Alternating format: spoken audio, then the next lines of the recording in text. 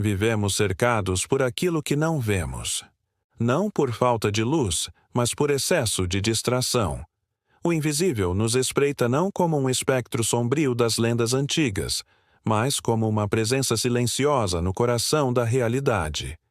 Desde as sombras da caverna de Platão até os impulsos neurais que definem o amor, a raiva, o medo e a obsessão, o invisível não é uma ausência.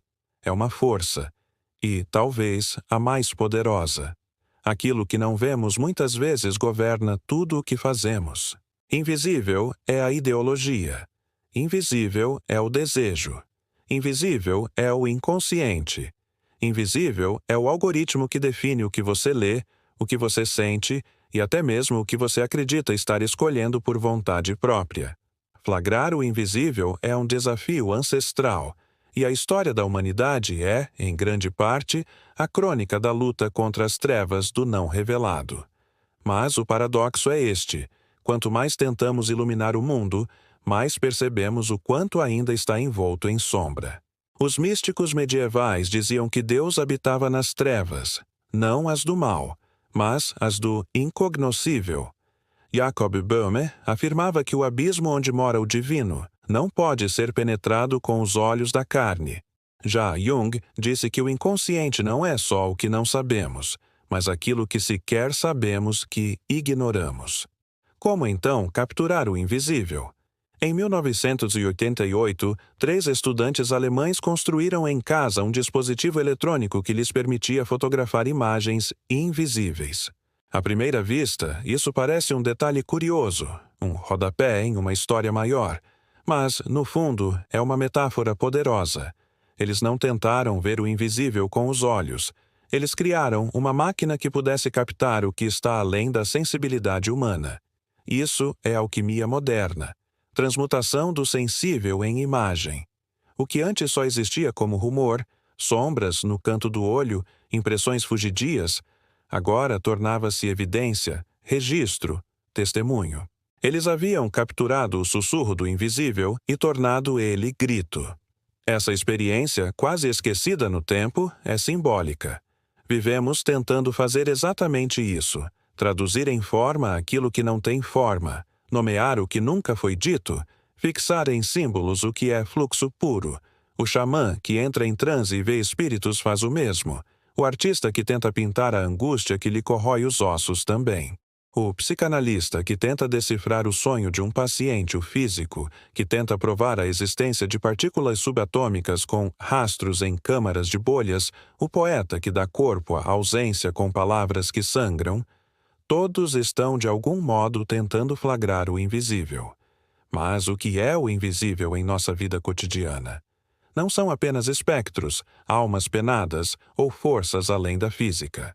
O invisível está na intenção que ninguém vê, na traição que ainda não foi consumada, na mentira que está prestes a ser contada. Está no olhar que desvia, no toque que hesita, na palavra que falta. Está na violência simbólica, na manipulação emocional, no trauma ancestral herdado em silêncio. Está nas estruturas sociais, na linguagem que formata o pensamento, nos sistemas de crença que você sequer sabe que tem. O invisível é a regra disfarçada de espontaneidade. É a prisão cuja cela foi feita com palavras que você aprendeu a repetir desde a infância. Nietzsche dizia que o maior poder é aquele que atua sem ser notado. O verdadeiro senhor é aquele que transforma seus caprichos em leis naturais. Quando o escravo acredita que sua submissão é liberdade, o domínio tornou-se absoluto. E é aí que reside o perigo do invisível. Ele não precisa se impor pela força, porque já vive dentro de você. Como então desmascarar aquilo que habita o próprio centro do seu ser? Freud chamou esse processo de tornar o inconsciente consciente. Mas esse não é um ato cirúrgico. É um parto doloroso. Requer coragem brutal para encarar o que se oculta sob as máscaras que usamos. Porque o invisível é também aquilo que escolhemos não ver. O trauma negado, o ressentimento justificado, a culpa escondida sob a vitimização. Todos temos zonas cegas, territórios psíquicos onde preferimos não entrar. Mas o que não é visto não é curado. E o que não é curado repete-se, como maldição, como padrão, como herança maldita. Historicamente, o invisível sempre causou fascínio e terror. Os antigos temiam os deuses invisíveis que podiam amaldiçoar plantações, enlouquecer reis ou trazer pragas. Na Idade Média, o invisível tornou-se sinônimo do inferno. Forças demoníacas, influências malignas, bruxarias. Hoje, o invisível ganhou outra face. É o Big Data, o algoritmo, a inteligência artificial, os sistemas de vigilância silenciosa que sabem mais sobre você do que seus próprios amigos. O mesmo medo permanece, só mudou de nome. E há outro tipo de invisível, ainda mais profundo. O invisível que é a ausência. O que poderia ter sido e não foi. O gesto que não aconteceu. O amor que não se declarou. A vida que não viveu. Esse é o invisível das possibilidades. E ele dói mais que o real, porque é feito de um vazio que suga. Esse invisível não está nos céus, nem nas máquinas, nem nos mitos. Está na alma. E é preciso coragem para flagrá-lo, porque flagrar o invisível é, em essência, encarar o próprio abismo. Flagrar o invisível é uma tarefa que exige mais do que olhos. Exige sensibilidade, inteligência simbólica e uma certa forma de loucura. Porque, em certo ponto, a razão se torna cega. E só a intuição, aquela faculdade esquecida que os gregos chamavam de nous, pode guiar nesse território. Flagrar o invisível é viver no limiar entre o real e o simbólico. É decifrar os sinais, como um caçador de espíritos. É saber que cada silêncio diz algo, que cada ausência grita, que cada padrão de repetição aponta para um núcleo oculto. E quando você começa a ver o que não era visto, o mundo muda. A realidade parece perder sua solidez. Você percebe que muitas certezas eram ilusões, que muitas pessoas são sombras do que aparentam, que o sistema é uma arquitetura invisível construída para manter você anestesiado. Você se torna perigoso, porque agora você vê, e quem vê demais incomoda, porque a maioria das pessoas prefere viver sem ver. Preferem o conforto da ignorância à dor da verdade. A história desses 3 jovens que fotografaram o invisível é mais do que uma curiosidade científica. É uma alegoria do que todos devemos tentar fazer.